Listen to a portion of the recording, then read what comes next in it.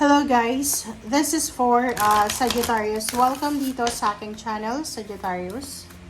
Alamin natin ang last 2 weeks of July 2025. So this is short reading muna ha. Kasi nagre-read naman tayo, so everyday. So this is short reading muna. Okay, celebration, Sagittarius. Second deck tayo. Please Sagittarius, connect your intuition sa reading natin ha. Transformation. Wow. Sagittarius, ang first card mo dito, sinasabi ng baraha sa'yo na you need to prepare. You need to prepare. Ihanda mo ang sarili mo. Dahil posibleng may selebrasyon na magaganap. Sagittarius, this is wedding anniversaries, birthday celebration, or any occasion, despedida party, or welcome party. So, prepare yourself. So, kailangan mo sigurong maghanda ng isusuot or maghanda ng regalo or kailangan mong paghandaan ang occasion na yan or maybe you're having your wedding.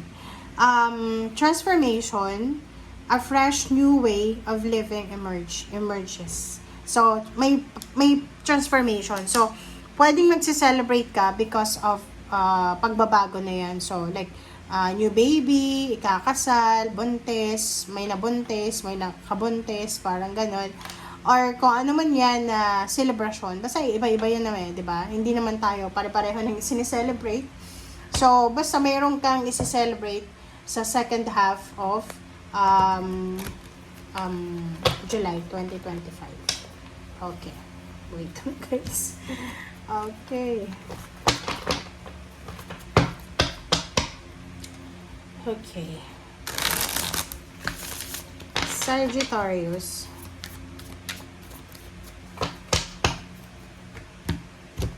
Pasensya na guys ha. Kasi kakagising ko lang eh. So medyo antok pa ako.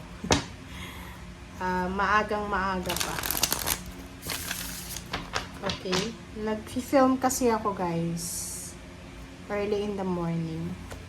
Diba? Habang yung iba tulog pa, kailangan ko mag-film after kong magising.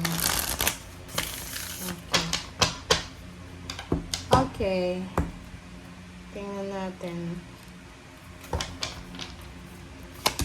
Okay. The Devil. This is Capricorn energy. Oh, Pentacles. Alright. OMG. Ang nakikita ko dito, may nakikita ko sa iyo, Aries. I'm sorry, Aries. Sagittarius, sorry.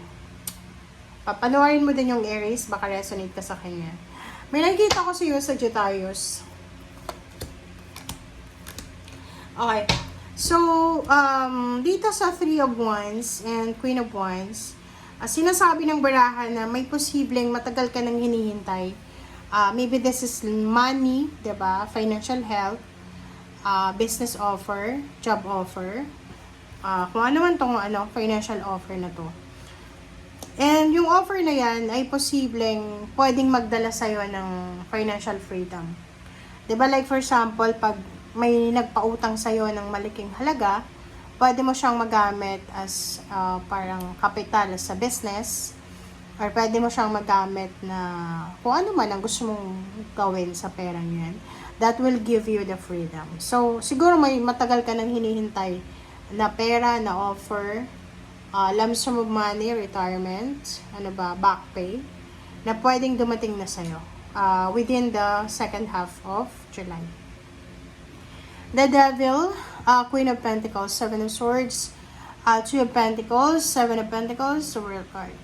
Nakikita natin dito na mayroon sa inyo dito na nagpaplano kayo. You're planning to travel around the world or parang gusto mong itry yung pagiging OFW or if OFW ka na, may gusto ka pang itry eh. Like, for example, nasa ibang lugar ka ngayon. Nasa Middle East, America, Australia, Canada, or nasa Europa.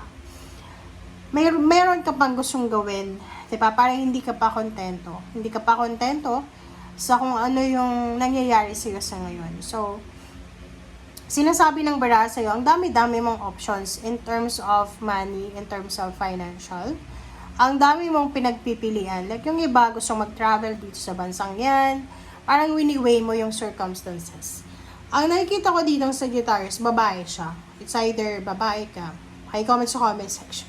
At ang nakikita ko kasi dalawa to So it's either babae ka na Sagittarius, you're married to someone, syempre lalaki. May anak ka, babae, lalaki. And meron kang pinaplano about sa anak mo, about sa pamilya, na yun nga, relocation travel. Gusto mong pumunta ng like Canada, America, Europa, or kung ano pa man, for good, like migration siya. The problem is, meron ka na it's either kapamilya or kapamilya ng asawa mo, like your in-laws, na posibleng tinetempt nila yung anak mo or it's either yung asawa mo na wag silang sumama sa'yo papunta sa bansa na kung saan mo gustong lumipat. Parang ganito yon.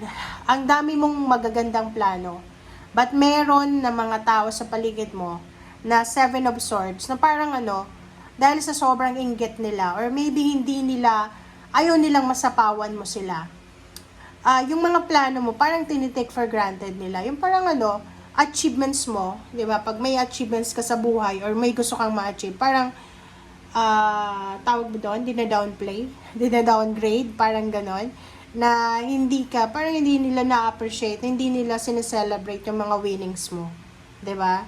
May ganon may ganon. Kasi ako may kilala ako na sa loob ng pamilya, siya ay, anak mayaman siya.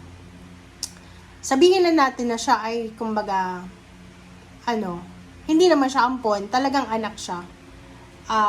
Pero, sa lahat ng mga anak, siya yung parang hindi pinapansin ng magulang. 'Di ba? Parang dina-downgrade siya. It's because, di ko alam.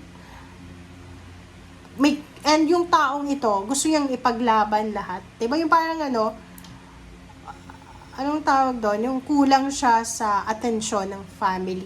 So, lahat, kahit high school pa lang, college, or nagtrabaho na, naging sobrang competitive siya. Kasi, yun yung kinalakihan niya na kailangan niyang makipag-compete sa kanyang mga kapatid para mapuri siya, parang ipat siya sa kanyang likod na sabihan siya ng kanyang parents na good job, parang ganun. So, parang ganun, dito sa baraha mo na kahit ang dami-dami mong achievements, ang dami mong tagumpay na nararanasan sa buhay, merong mga tao dyan sa paligid mo na tinitake for granted nila, dina-downgrade ka nila because of your success or maybe your achievements.